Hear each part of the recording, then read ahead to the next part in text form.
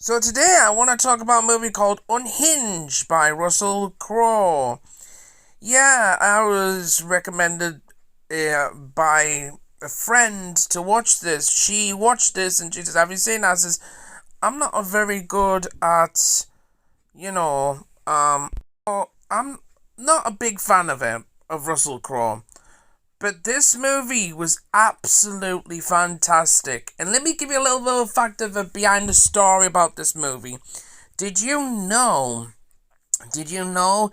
If you went to go to the cinema to see this movie, I'm not joking. I'm not joking. When you came out of the cinema, there was actually signs they put up saying "Drive safely, don't road rage."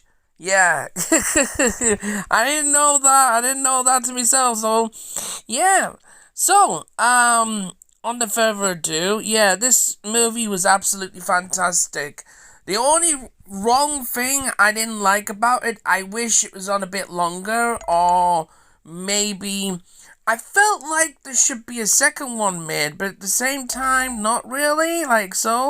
Um, yeah.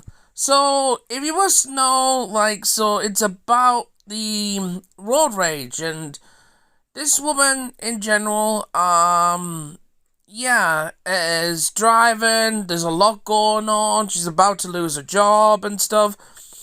And then Russell Crowe is in this big van, 4x4. I think it's a 4x4.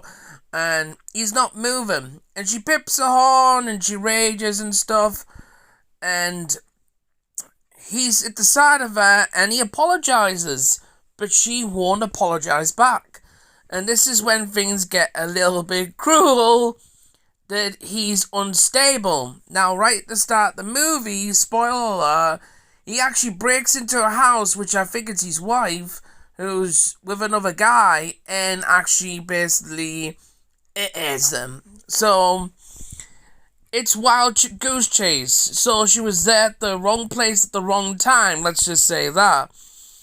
And things just go chaos in this movie. And for an hour and a half, I actually really enjoyed it. I think it's one of the best of Russell Crowe's movies. I actually liked, as well. Yeah, it's one of the best on a personal level. Yeah. So this is when it was released August 2020 in USA. You can watch it on Prime. It is, and as you see with the cover and everything, it's really creepy. It is. It is. And ignore the reviews. Just ignore the reviews. Because this is terrific. There's also a scene where in the coffee shop, and I'm not kidding, he pretends to be a friend and brutalizes a guy in front of everybody and just walks out the cafe like nothing. He's mentally unstable, and this was fantastic. And I think Russell Crowe should be a villain. He acts so good as a villain in this.